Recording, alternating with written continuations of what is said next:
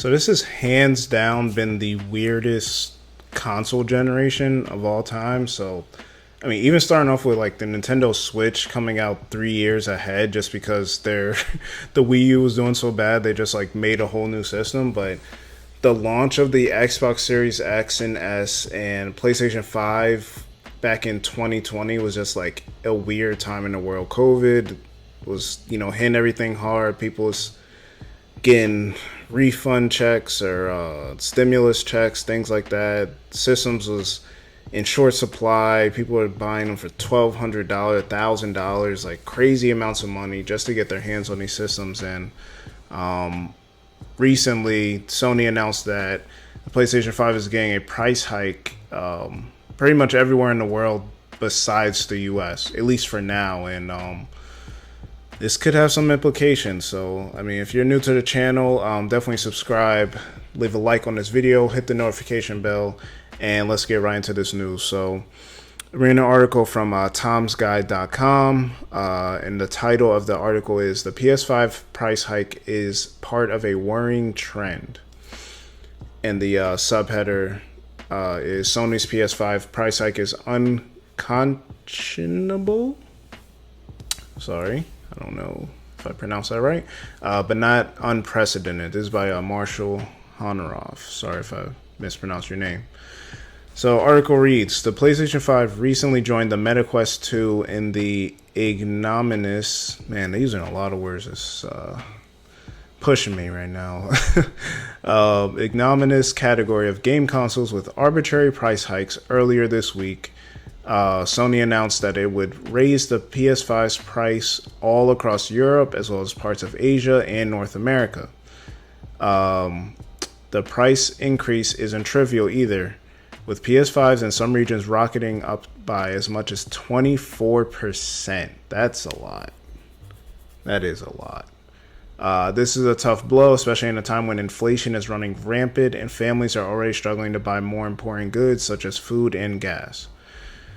Yeah, I mean, that's kind of like the overall thing. Like, even though video games are technically a luxury good, they're used by just like the common person as well.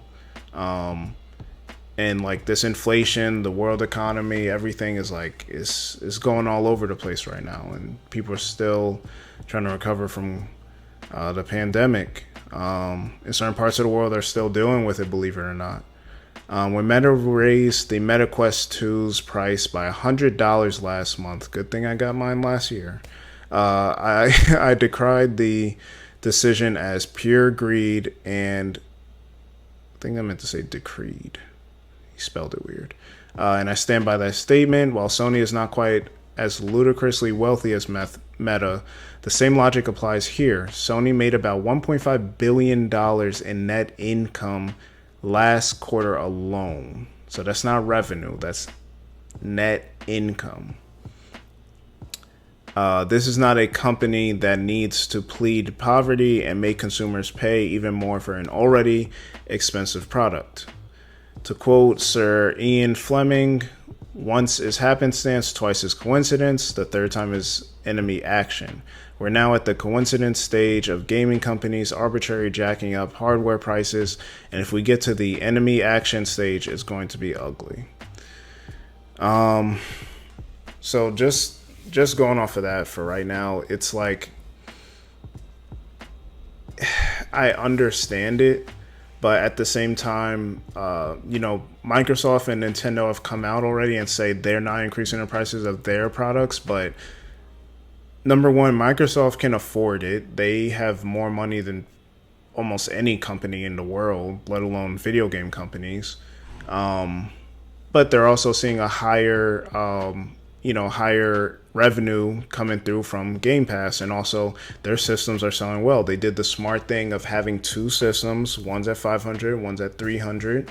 And you can find them in stores sometimes. I haven't really seen them, but some people are just walking into stores and finding them. So, unfortunately for PlayStation, they're just it's too early in the console generation. I don't think I've ever seen a price hike in a system ever, unless it was an upgraded version or it was a bundle or something like that. I've seen price drops. I've seen, a slim version, all that kind of stuff. But like a price hike barely 2 years into the generation, it just doesn't look good. And with the chip shortages and all that kind of stuff, it's kind of rough. And then Nintendo's selling 100 million Switches, so they got nothing to worry about as far as price. They got 3 different models anyway. But yeah, article also says what's even more damning is that Sony's biggest competitors in the gaming space, Microsoft and Nintendo, have affirmed that they have no plans to follow suit. While the Xbox Series X and S and Nintendo Switch seem to be facing similar supply-side issues, both Microsoft and Nintendo plan to keep their console prices exactly the same, at least for the time being. So that's the important part. For right now, the prices are staying the same, but obviously that can change at any point too. We don't know what the future holds.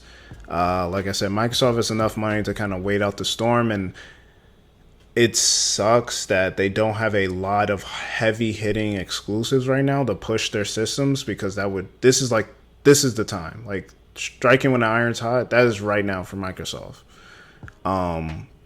Whatever those two companies plan to do in their near future, they almost certainly fostered some goodwill among consumers this week. And when you get right down to it, goodwill among customers counts for a lot. And for a lot of people, even if you have the system already, it's situations like this that make you think about the company as a whole, their strategy, how they are, maneuvering during certain situations. And, that, like I said, it goes a long way. It counts for a lot, even for people that already are, bought in or hardcore gamers, they look at stuff like this. So, we'll just have to see. So, yeah, they say exactly what I said. To be clear, video game consoles are luxury goods. They may not be diamond necklaces or pleasure yachts, but they're not something that the average person needs to survive. Even if you argue correctly that the average person does need some leisure activities, there are much cheaper ways to play games, particularly with the advent of mobile gaming and cloud subscriptions. If the PS5 price hike makes the system unaffordable, the negative impact on your life will be relatively constrained. However, none of that excuses Sony's decision. Sony cites economic challenges as a justification for raising the PS5's price. However, it's important to remember that the average consumer would probably love to have Sony's economic challenges rather than their own. Sony runs a profitable operation with net income in the billions. The company provides goods that people always want and has built up enough of a reputation that it can charge quite a bit of money for those goods. Sony employs more than 100,000 workers and pays many of the enviable salaries. So, enviable salaries. So, to me, that's kind of like a weak argument, honestly. Like, I'm not trying to sound like the major corporation guy or like super capitalist, but like, I don't like when anytime we talk about these big companies, we try and like make it sound like, oh, if the average person would switch places with you in a minute. Like, companies are built to make money. You have to show progress. You have to show that you're getting more profitable, more efficient, moving faster, cutting costs, selling more of this, cutting negative whatever defects, is all these kind of things, because you have shareholders, you have quarterly numbers and metrics that you have to hit, you have certain bonuses that you can give out to your employees depending on how well the company does. Like, there's a lot more into it. Like, I don't want to look at it like, oh well, the average person works and makes $10 an hour and the CEO's making 30 million. It's like, it's not really comparable. So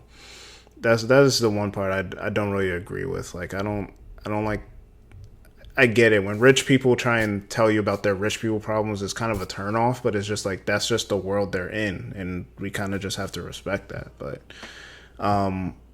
as I've said in the past, I own all 3 consoles. I'm mostly an Xbox person, but so it is nice to see Xbox possibly be able to get an early win in here on the generation. They just need to push the games more, but they are focusing heavily on Game Pass. And Nintendo's just going to do what they do. They're just in their own lane. They're just going to keep pushing those Switches out. and things like that, and pushing good video games. They're having a good year right now. Actually, a great year for Nintendo. But you guys, let me know. Is this something that affects you? Are you in a different part of the world where you've been trying to get a PlayStation, now you might switch to a different system?